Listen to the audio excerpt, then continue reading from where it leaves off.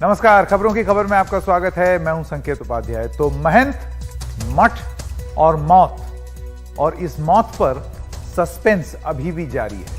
यह मत समझ लीजिए कि पुलिस ने कह दिया कि ये खुदकुशी का मामला है तो खुदकुशी का ही मामला है, सुसाइड का ही मामला है और कुछ नहीं है इसमें। आप तब तक कोई चीज रूल आउट नहीं कर देते जब तक आप पूरी तरीके से आश्वस्त ना हो जाएं कि ये और कोई मामला नहीं है, ये मामला फलाना का ही है या ढिमकाने का ही है। तो बहुत सारे लोगों का ऐसा दावा है कि कहीं ऐसा तो नहीं हो रहा है कि पुलिस या प्रशासन के कुछ लोग उत्सुक हैं बार बार ये सुसाइड वाला एंगल आगे करने में।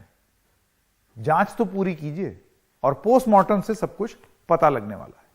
तो आइए एक एक करके बात करते हैं कि अभी इस मामले में हुआ क्या है। दरअसल आनंद गिरी जो हैं वो चौतरफा घिर गए हैं, और ये वो आनंद गिरी हैं जिनको आप बहुत महंगी मोटरसाइकिल पे देखते हैं, फरारी में देखते हैं, लैम्बोर्गिनी में देखते हैं, लंदन ब्रिज के पास देखते हैं और तमाम और जगह, बिग बेन के पास ये घूमते हैं। करीबी आद्या तिवारी समेत ये जेल भेजे गए हैं। सीजेएम कोर्ट ने 14 दिन के लिए इनको जेल भेजा है। महंत नरेंद्र गिरी के करीबी हमला बोल रहे हैं इनके ऊपर, हत्या का मामला बता रहे हैं, और मठ से जुड़े हुए जितने भी लोग हैं वो, और विदेश दौरों और तौर तरीकों पर इनके सवाल उठ रहे हैं। सवाल ये भी उठाए गए कि ये जो सब जो घूमना फिरना, महंगी गाड़ी, सारे शौक, मतलब साधु संत वाले शौक नहीं है ये, लेकिन जो भी शौक हैं अभी उनको हक है, लेकिन इस शौक को पूरा करने के लिए तो नहीं ब्लैकमेल किया जा रहा था। ये भी सब सवाल अब उठाए जा रहे हैं कि क्या आनंद गिरी, और इनकी लड़ाई होती रहती थी, एक बार इन्होंने सॉरी बोला और तमाम बातें हुई, लेकिन क्या इस सब चीजों को फंड करने के लिए ब्लैकमेल कर रहे थे ये महंत नरेंद्र गिरी को? ये एक बातचीत है। अब इनके विवाद हैं। आप जानते हैं ऑस्ट्रेलिया में यौन उत्पीड़न का एक आरोप है इनके ऊपर। पुलिस ने गिरफ्तार कर जेल भेजा था इनको। मठ की संपत्तियों को लेकर गुरु से इनके पहले से विवाद रहे हैं। निरंजनी अखाड़ा बाघंबरी मठ से निष्कासित भी हुए थे ये। गुरु के खिलाफ पीएम और राष्ट्रपति को पत्र भी इन्होंने लिखा था। विमान में शराब के ग्लास के साथ इनकी तस्वीर वायरल हुई थी कि ये कैसे साधु हैं जो कि शराब के ग्लास के साथ दिखते हैं। पी रहे थे या नहीं उसकी हम पुष्टि नहीं कर सकते क्योंकि वो फोटो थी। सफाई दी थी कि ग्लास में सेब का जूस था, ये वो अपनी सफाई दे रहे थे।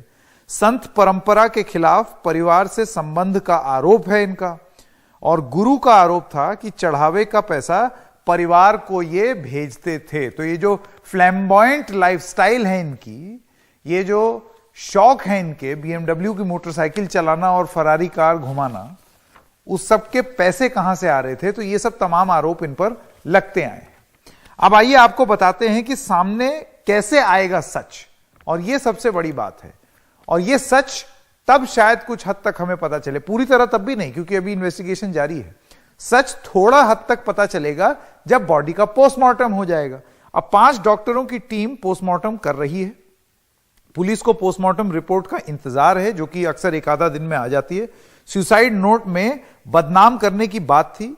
सुसाइड नोट में वीडियो वायरल की साजिश का जिक्र था कि कंप्यूटर से आनंद गिरी किसी लड़की की फोटो मेरे साथ लगा देगा और उसके बाद फिर उसको वायरल कर देगा, तो मैं निर्दोष तो साबित हो जाऊंगा लेकिन मेरी बदनामी हो जाएगी, और ये बदनामी मैं झेल नहीं सकता, मेरे साथ विश्वासघात हुआ है, इस वजह से मैं आत्महत्या कर रहा हूं। ऐसा उस चिट्ठी में बताया जाता है। वो चिट्ठी सही में सुसाइड नोट है या नहीं, ये भी जांच का विषय है। तो ये सारी चीजें उसमें लिखी हुई हैं। सीजेएम कोर्ट ने आनंद गिरी समेत 2 को जेल भेजा है। रिमांड के लिए पुलिस के पास कोर्ट जाने का रास्ता भी है। तो ये सारी चीजें हैं जो कि अब तक इस पूरे मामले में सामने आई। मैं स्वागत करना चाहता हूं नेहा यादव, आप प्रवक्ता हैं समाजवादी पार्टी की, विक्रम सिंह पूर्व डीजीपी उत्तर प्रदेश, और महेश वर्मा नेता भारतीय जनता पार्टी। सबसे पहले आपसे शुरू करें नेहा जी। सरकार जो बोल रही है कि इस पर पूरी जांच करेंगे, पोस्टमार्टम का इंतजार कीजिए, उस पर भरोसा क्यों नहीं है समाजवादी पार्टी को? देखिए, समाजवादी पार्टी के राष्ट्रीय अध्यक्ष श्री अखिलेश यादव जी ने मांग करी है कि हाईकोर्ट की सिटिंग जज से इस पूरे मामले की जांच कराई जाए। वह मांग इसलिए की गई है कि आप देख ही रहे होंगे कि एक बड़े पुलिस अधिकारी का भी नाम इस मामले में आ रहा है, और आनन फानन में पुलिस ने जिस तरह से बिना जांच किए भाई ना तो जो सुसाइड लेटर प्राप्त हुआ उसकी फॉरेंसिक जांच हुई कि वह किसकी उनके द्वारा ही लिखा गया है या किसी और के द्वारा लिखा गया है, ना पोस्टमार्टम की कोई रिपोर्ट आई, उसके पहले ही पुलिस कह दे रही है ये सुसाइड है। कैसे कह दे रही है, किस आधार पे कह दे रही है पुलिस ये सुसाइड है? तो इसलिए समाजवादी पार्टी ने मांग की है कि इस पूरे मामले की जांच होनी चाहिए, सिटिंग जज के माध्यम से जांच होनी चाहिए, उनकी निगरानी में जांच होनी चाहिए। और इसका राजनीतिकरण तो बिल्कुल भी नहीं होना चाहिए, क्योंकि अखिल भारतीय अखाड़ा परिषद के अध्यक्ष थे महंत नरेंद्र गिरी जी, और पूरा का पूरा सनातन धर्म की उनके प्रति आस्था थी, तो आस्था के साथ खिलवाड़ नहीं होना चाहिए। इस पूरे मामले की जांच सही तरह से और निष्पक्ष होनी चाहिए। जी बिल्कुल। महेश वर्मा जी, इससे पहले मैं आपके पास आऊं, कू ऐप पर हमने एक सवाल पूछा था, मठ महंत और मौत, क्या पोस्टमार्टम से मिलेंगे कुछ सुराग? इस पर हमारे एक दर्शक जो हैं उन्होंने एक सवाल पूछा है कि क्या दोषी को उचित दंड मिलेगा या मुद्दे को दबाने की कोशिश कर दी जाएगी? कैसे जवाब देंगे आप इस सवाल का? मुद्दे को दबाने की कोशिश नहीं की जाएगी, बल्कि जो इस तरह की मतलब घटना जो है, इस तरह की घटना से जो एक जनमानस को ठेस पहुंचा है, जो सरकार से अपेक्षा है, जो सरकारी पुलिस प्रशासन से अपेक्षा है, उसके ऊपर पूरी तरह से हम खरे उतरेंगे। संकेत जी, आपके चैनल के माध्यम से आपके दर्शकों को भी मैं बताना चाहता हूँ, और मैं उन लोगों से विनती करना चाहूंगा कि जो इस दुखद अंत पर उन करोड़ों हिंदू भावनाओं को जो ठेस पहुंचाना चाहते हैं अपनी तुच्छ राजनीति की वजह से, वो इससे बाज आए। ये घटना किसी की भी मौत, कोई दुश्मन भी हो ना, उसके साथ भी ऐसा नहीं किया जाता है जैसे महज कुछ राजनीतिक फायदे के लिए इस तरह की बातें कही जा रही है। आखिर में किसके ऊपर सवाल उठाया जा रहा है? पुलिस ये अभी कह रही है नेहा जी कि ना उसमें एफआईआर हुआ, ना उसमें फॉरेंसिक जांच हुई, ना उसमें गिरफ्तारी हुई, उसका राजनीतिकरण नहीं करना चाहिए, उसका ऐसा नहीं होना चाहिए। आप क्या कर रही हैं? आप खुद अपनी चीजों को कंट्राडिक्ट कर रही हैं। क्या उसमें सपा का पूर्व एक राज्य दर्जा प्राप्त राज्य मंत्री जो है, आपके नेता का नाम नहीं है? तो इन सब चीजों को छोड़िए, आप जो है ना पुलिस और प्रशासन की जो व्यवस्था है, सुनिए नेहा जी, मैं आपकी बात आराम से सुन रहा था, एनडीटीवी भी है, मैं आपसे रिक्वेस्ट करूंगा। अरे सुनिए, एक एक करके नेहा जी आपको मौका मिलेगा, आप अपनी बात कह दीजिएगा एक एक करके, वरना संकेत जी का प्रोग्राम है। हाँ। ये बड़े यहाँ शालीनता के साथ बातों को रखी जाती है।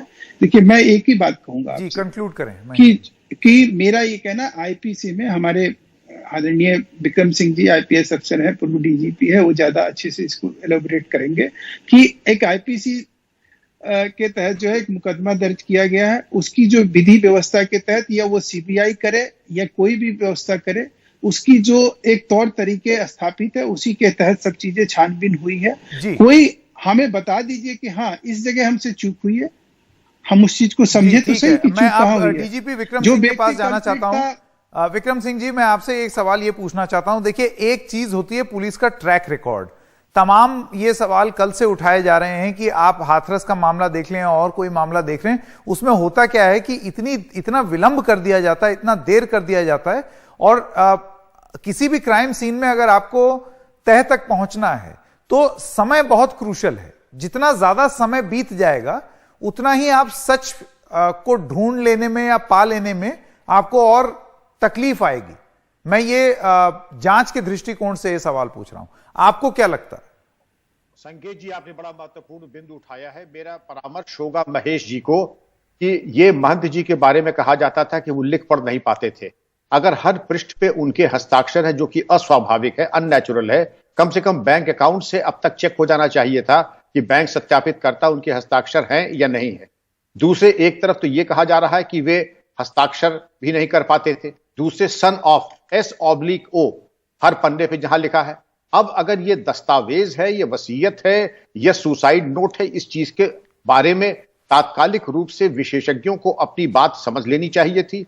किसी अगर पुलिस अधिकारी का नाम आया था, जो कि आया है, उसका नाम खुलासा करना ठीक नहीं, लेकिन उसकी भूमिका के बारे में भी जांच, justice must not only be done but must seem to be done. सबसे पहले पुलिस अधिकारी के भी रोल के बारे में जानकारी प्राप्त कर लेनी चाहिए थी। पोस्टमार्टम का 33 घंटे तक का विलंब का होने का कोई औचित्य नहीं है। गले का जो लिगेचर मार्क होता है वो छिन्न भिन्न हो जाता है। पेट में जो अवयव होते हैं वो भी डिसइंटीग्रेट होने लगते हैं। बेहतर यह होता कि तत्काल बॉडी का पोस्टमार्टम हो जाना चाहिए था। इसके अलावा जब आपने मौका मुआयना किया, मौका वारदात पे गए, तो कहीं पे भी दरवाजे पे कोई कशमकश या किसी तरीके की तोड़ने का कोई संकेत नहीं था, जो कि कहा चारों तरफ से दरवाजे बंद थे। ये कुछ बिंदु है महेश जी जो कि मैं निवेदन करूंगा कि विवेचक इसका संज्ञान लें।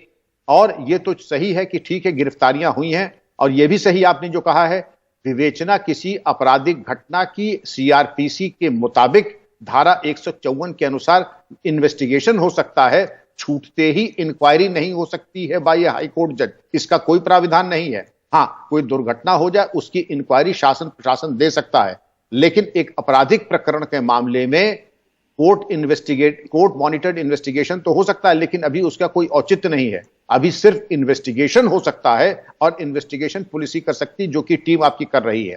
लेकिन बेहतर होता है कि जो कुछ चीजें मैंने आपके कृपापूर्ण संज्ञान में दी हैं उसके ऊपर अगर विवेचक ध्यान दे दें तो कम से कम वो और भी औचित्यपूर्ण होगा। बिल्कुल संकेत जी। बिल्कुल महेश जी, इससे पहले कि आप इसका जवाब दें, नेहा यादव जी, आपका राइट टू रिप्लाई। आप कुछ बोलना चाह रही थी पहले। मेरा ये कहना था महेश जी से कि आप इतने उतावले क्यों हो रहे हैं, आपने पहले पूरी बात को नहीं सुना। मेरा कहना ये था कि ऐसी कौन सी मजबूरी थी, ऐसी कौन सी बात थी जिसको लेकर के पुलिस बड़ी आतताई रहती है। पिछली बार आप हाथरस का इंसिडेंट देख लीजिए, कितनी जल्दी पुलिस ने ये डिसीजन ले लिया था तुरंत ही कि उसका रेप नहीं हुआ, और बाद में जब जांच हुई तो आपके सामने सच है। उसी तरह से बिना जांच किए, बिना पोस्टमार्टम रिपोर्ट के सामने आए, बिना फॉरेंसिक जांच। ठीक है, आपका सिग्नल चला गया, लेकिन महेश जी आपने सुन लिया, मोटी मोटी बात वो समझ में आ गई हमको कि वो क्या कहना चाह रही थी। आपका जवाब जी। मैं एक विक्रम सर को एक ध्यान आकृष्ट करना चाहूंगा, जो कि महंत जी का हाल ही में और बहुत सारे न्यूज चैनल पे भी वो चीज चलाई गई है, शायद इन्होंने देखा नहीं है, कि जब वो आनंदगिरी को लेकर एक उन्होंने स्टेटमेंट जारी किया था, उस पर उनके हस्ताक्षर थे, और जो ये सुसाइड नोट है उस पर भी उनके हस्ताक्षर है। तो कमोवेश जो पुलिस सोच रही है, समझ रही है, और अभी ये विषय जो है एक जांच का है। निश्चित रूप से हम चाहेंगे कि इसमें दूध का दूध और पानी का पानी हो जाए, और इस तरह की, मैंने शुरू में ही कहा कि प्रशासन और पुलिस के पार्ट पे किसी भी तरह का जो चूक है, या जो आप कह रहे हैं कि भाई इस तरह की चीजें हुई कि भाई पोस्टमार्टम जो है 35 घंटे के बाद हुआ या 40 घंटे के बाद हुआ, इस तरह की चीजें जो होती हैं वो हम कई मामलों में देखे हैं। 7-7 दिन 8-8 दिन के बाद भी लोगों का पोस्टमार्टम हुआ, कब्र से निकाल के जो है बॉडी का पोस्टमार्टम हुआ है। नहीं, पर क्यों इंतजार करें भाई? नहीं, मैं इंतजार की बात नहीं कर रहा हूं, मैं सवाल की बात कर रहा हूं।